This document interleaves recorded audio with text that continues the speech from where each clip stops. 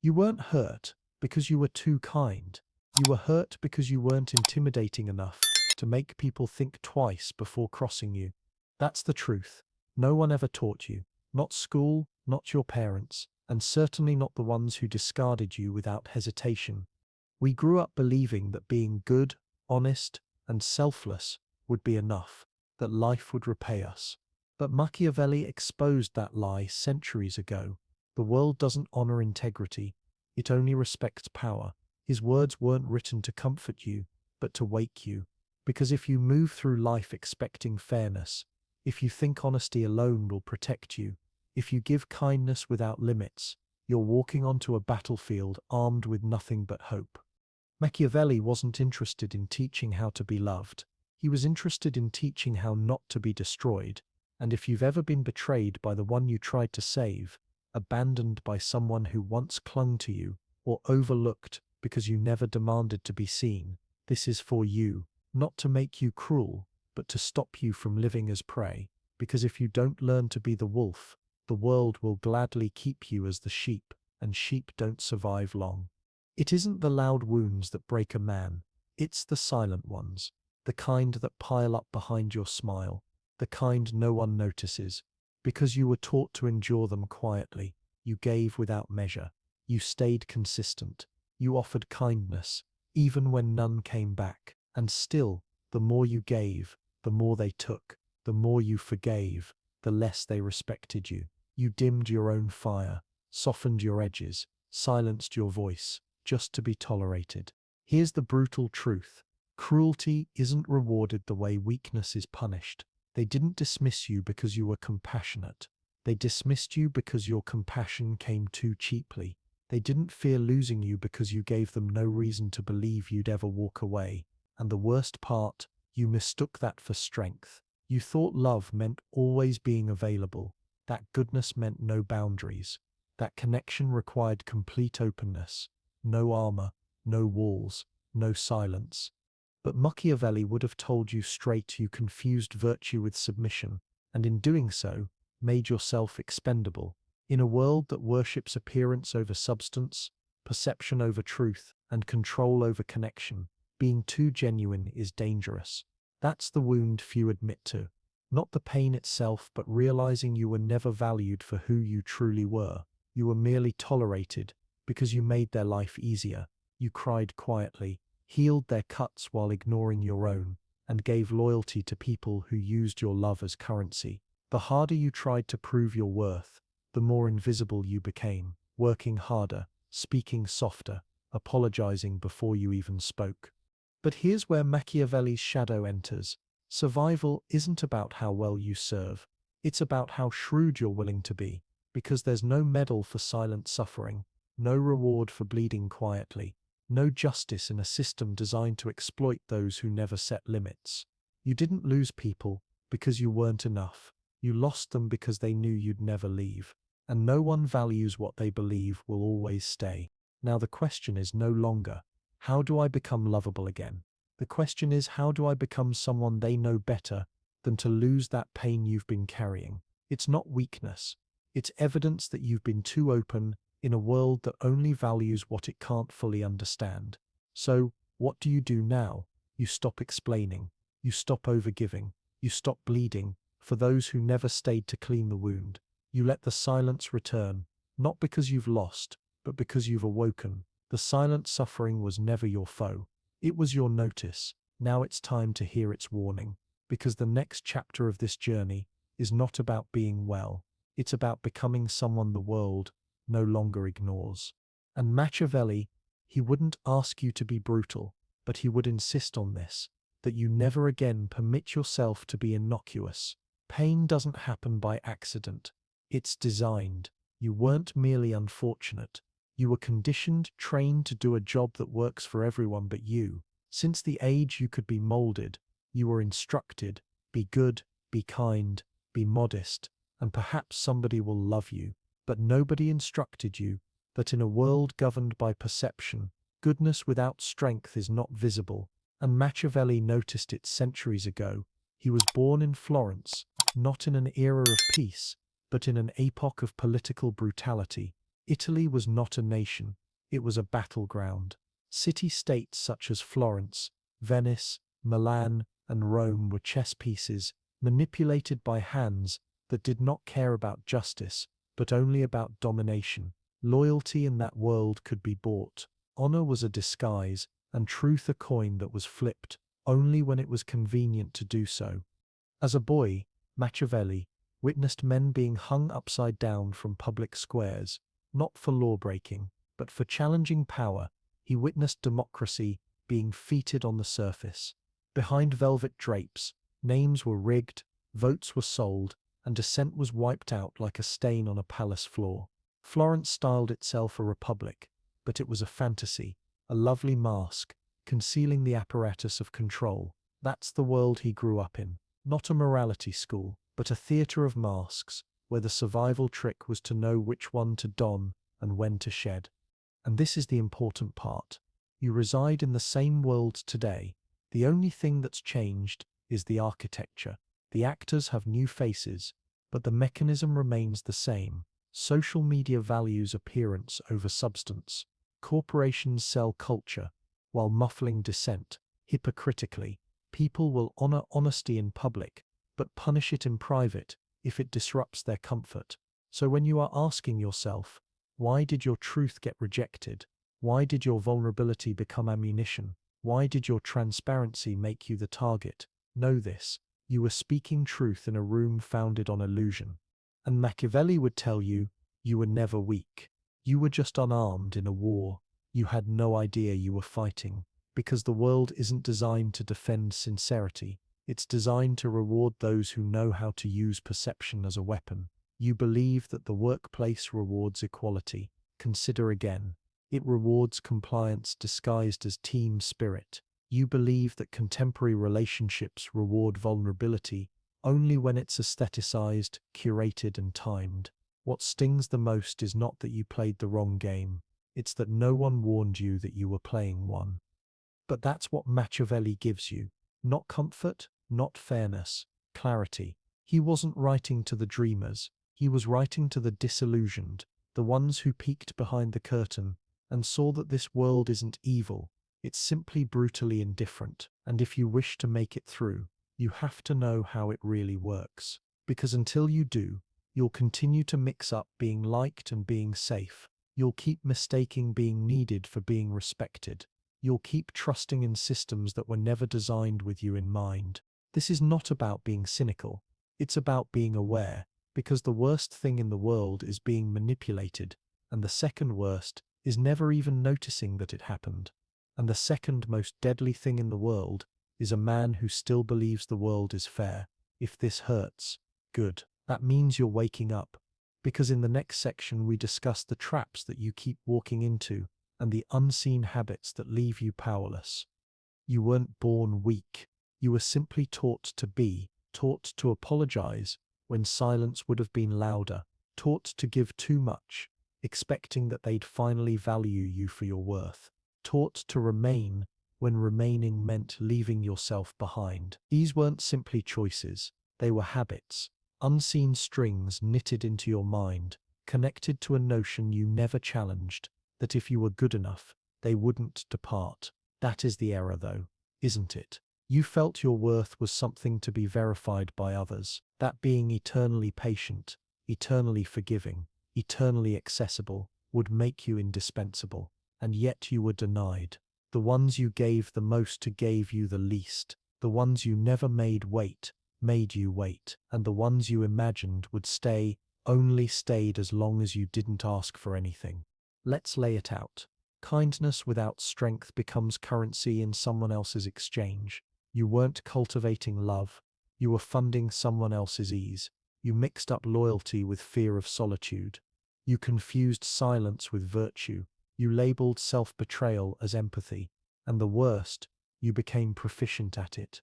You mastered the art of vanishing in broad daylight, of smiling while wanting to scream, of nodding when boundaries were being bulldozed.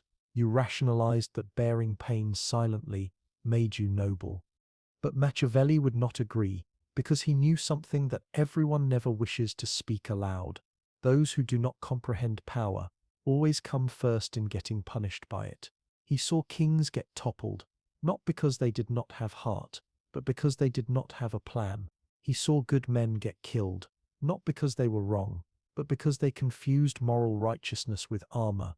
And you've been moving through life without a shirt on in a world full of knives. Let me tell you the truth. Most won't. Humans don't respect what doesn't present itself with effort. They don't appreciate what's readily available, and they don't remain faithful to what allows disrespect. If you don't establish your value, the world will, and it'll always put a price on you that's less than you're actually worth. The next time you need to explain yourself, don't. The next time you feel compelled to validate your intentions, take a moment. Not everyone is worthy of your truth. Not every circumstance calls for transparency, and not every insult is worthy of a response because your energy is a currency, your presence is a privilege, and your peace, that is your territory. Let them fight for it. Let them pay the price for underestimating you, not with revenge, not with anger, but with restraint. Let your silence say what your voice no longer can. And if this is resonating with something in you, if you're feeling like this video is stripping away layers you didn't even know you were carrying, then take a moment with me, because this type of content doesn't appear in mainstream media for a reason. It's not meant to entertain, it's meant to awaken something. And if this message is important to you, if it's revealing something about yourself in a new way, then I invite you really to join what we're creating here. Our team works everything into making every episode, from research to writing to editing, so that you leave, not only with words, but with mind weapons. You can help make this mission possible through Super Thanks below. This isn't a donation. This is a statement that you care more about having deeper conversations, that you appreciate the truth even when it hurts, and that you desire more content that addresses your strength, not your comfort. And if you have not yet, please take a second to like, comment, and subscribe, because sometimes delivering a message like that is how another person awakens from the same delusion you just escaped. And from me and the whole team behind the screen, thanks for being present, for listening till the end, and for opting for growth even when it hurts. Now let's go further, because the next part, that's when everything starts to transform. Machiavelli never told you to be cruel. He told you to be real. That's what people tend to miss. They read the prince and label him as dangerous, label him as immoral, label him as manipulative. But that's because they still think the world rewards goodness. Machiavelli didn't, not because he lacked heart, but because he was truthful in a manner that even today makes people uneasy. He did not idealize leadership. He did not clothe power in virtue. He informed you of what it was, a force that endures by perception, not by purity. He wrote during a period of violence and betrayal. Florence was lovely on the surface, but below that poise, there was a power system based on fear, blood, and gamesmanship. And in this brutal anarchy, Machiavelli made a revolutionary statement. It is preferable to be feared over loved, if you cannot be both. He wasn't declaring love is useless. He was declaring love is delicate, that love can vanish the second you say no, the second you disappoint, the second you abandon playing the part they cast upon you. But fear remains. Fear doesn't ask for your perfection. It only asks that you be someone whose presence invites hesitation. And that, according to Machiavelli, is the essence of real power, not manipulation, calculation. Because in the real world, a leader is not judged by his soul. He's judged by his outcomes, his ability to hold the line, to preserve order, to survive chaos. That's where his philosophy diverged from idealism. He separated morality from leadership. He didn't throw away virtue. He just refused to pretend it was enough. For in a world where your enemy's price is lies, cheats, and bombings, only good deeds amount to a suit of armor if they are supplemented with strategy. Machiavelli said, "A man who always tries to be good will come to ruin among so many who are not good." And what he meant was this: if you lead with heart but without structure, if you love but without limits, if you give but never tally the price, you won't survive, and you definitely won't lead. Because people follow confidence, not confession. They obey presence, not pleading. They trust the one who can make tough choices, not the one who hesitates to be popular so he can make them. That's not cruelty, that's real life. It's simple to admire men who are good and kind. It's more difficult to be the man who can defend what he cares about in a world that challenges him every day. Machiavelli didn't care about fairy tales. He cared about results, and the result he sought after wasn't conquest. It was survival, not for the leader, but for the kingdom. Because what is the point of the benevolent man if his benevolence lets his foes reduce everything that follows him to ashes? This is why Machiavelli's philosophy hurts so much, because it doesn't play to your need to be liked. It tests your desire to be misunderstood for protecting what's important. And here begins your transformation, when you begin to stop wondering, how can I be accepted, and start wondering, how do I make myself untouchable, without becoming unrecognizable? Because the line between goodness and weakness is razor thin, and if you don't go find out where it is, you'll bleed establishing your value to people who were never worthy to assess it. Now you can see that Machiavelli never romanticized dishonesty. He romanticized openness. He never instructed you to be cruel. He instructed you to cease confusing silence with being strong, and to cease providing transparency to people who value control over it. This philosophy was never intended to make you happy. It was to make you acuter. So hone yourself, because in the next section we're going to discuss what you do when you start bringing that clarity back internally, and how you rebuild your worldview from the foundations up. This is where everything starts to change. There's a point, if you're fortunate, where the illusion finally breaks. You give up, hoping they will get you. You give up flexing so that you won't break. You give up trying to explain to people who were never hearing, and in that stillness, something else is created. Not anger, not vengeance, clarity. That is the pivot. You no longer wish to be accepted. You wish to be substantial. You no longer plead for peace. You begin to build strength. You no longer shrink to maintain the room at peace. You learn to command it without having to raise your voice. This was what Machiavelli knew better than most. Power is not about volume. Power is about weight. The weight of your silence. The weight of your look. The weight of being a man or woman who does not flinch. You've devoted so much of your existence to making an effort to be heard that you never posed the better question, do I even know myself? Because when you do know who you are, you cease to provide evidence. You cease to explain your speed. You cease to interpret your instinct into terms for people who are unable to hear it in the first place. Rather, you start living with purpose, not by feelings, but by alignment. You speak less, but communicate more. You give less, but give what you give. It becomes sacred. You allow less access. But the people who gain access to you feel it, because now your presence is no longer commodified. It's earned. That's the psychological change Machiavelli was referring to. Not becoming somebody else, but at last, becoming somebody. You don't quit just to be popular. Because when you're living in reaction, when your worth is based on others being aware of it, you're not living your life, you're existing their way of seeing. But when you assert sovereignty over your decisions, over your energy, over your silence, you begin to move like a monarch, not a minion. And no, that doesn't mean you rule others. It means you stop being ruled by their uncertainty. It means you no longer argue with people who profit from misinterpreting you.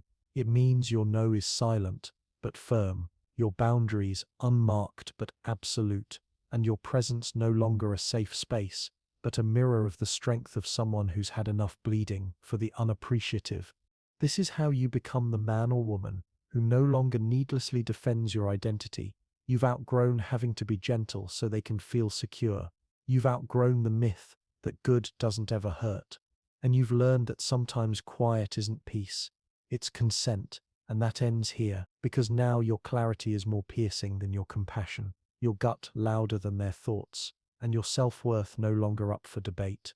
This is the time when the world remains as it is, but you've changed, and it will feel isolating initially, because everyone else is stuck in performance, in explanation, in apology, but that is no longer your way. You've entered a new level of presence, quiet, strategic, unshakable, not because you've lost your heart, but because you've learned to shield your heart like it matters, because it does.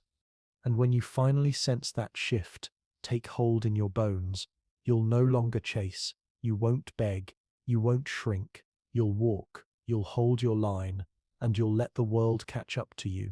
Clarity without action is a theory. Understanding without movement is merely comfort with more eloquence.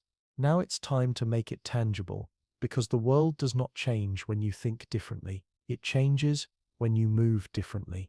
Machiavelli recognized this. His intelligence wasn't only in observation, it was in application. He didn't simply tell you to be feared. He demonstrated how to instill fear without ever raising your voice. He didn't tell you to abandon morality. He told you, don't let morality blind you when the stakes are survival. So, how does it look like in your world? Presence, over performance. You enter a room. You don't explain yourself. You don't overshare. You don't smile to gain safety. You observe. Let them feel the shift. Let your silence be a question they can't answer. And when you do speak, make it clean. Make it deliberate. Say just enough to show you know more than you're telling. That is how power flows, not with noise, with gravity. Boundaries without apology. You used to qualify your no. Now it's a full sentence. You used to entertain disrespect because it was polite. You no longer do that. You get up and leave without a word. That isn't rude. That is unbeatable. Boundaries are not walls. They're invitations for other people to demonstrate to you if they are worthy of entry or not. And the instant someone tests them, you don't prove yourself. You retreat. Because in a Machiavellian universe, your silence is occasionally more effective than your voice. Information is a weapon. Cease to speak to everyone, your plans, your vulnerability, your next move. Most people don't hear to learn. They hear to position. So you speak less, you permit them to talk, and you collect intel as they lay out their agenda. This doesn't make you manipulative. It makes you ready. Machiavelli didn't distrust the world because he was bitter. He did it because he knew how it worked. Everybody sees what you seem to be. Some know what you really are. And that's your advantage. The less they know, the more they guess. And out of that guessing, you have the upper hand. You're not here to impress. You're here to command. Not with dominance, but with discipline. Not by yelling, but by demonstrating through action, restraint, and presence that you've ended the games and begun directing outcomes. Because this journey isn't about looking powerful. It's about becoming someone who no longer bleeds to be seen. Someone who no longer performs vulnerability to earn closeness. Someone who no longer explains boundaries because your presence already sets them. Now let's continue, because in the second half, we talk about not only what power looks like, but what power feels like when you no longer ask to be seen and are instead someone the world observes in silence. Real power doesn't enter a room looking for attention. It enters, and the room realigns, not because it dictates it, but because it commands without speaking. You've met this man, the one who doesn't hurry to speak, who doesn't struggle to be heard, who doesn't have to persuade you of anything. He talks less than he listens. He doesn't justify his boundaries. He just operates within them. And if someone oversteps the line, he doesn't debate. He vanishes, and you sense it. This is the new face of power, not loud, not aggressive, but deeply embedded.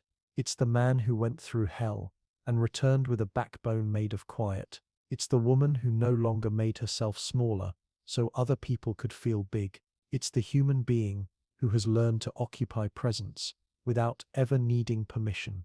Because once you've witnessed what Machiavelli witnessed, once you've realized that perception trumps truth, that being nice without power gets confused with being weak, and that honesty without limits is used as ammunition, you cease to try to be palatable. You become a point. You say less. You do more. You cease playing to be loved. You begin moving in a manner that says, I am not here to be accepted. I am here to be respected. And it has nothing to do with being someone else. It's about going back to the person you were before they informed you that softness would save you.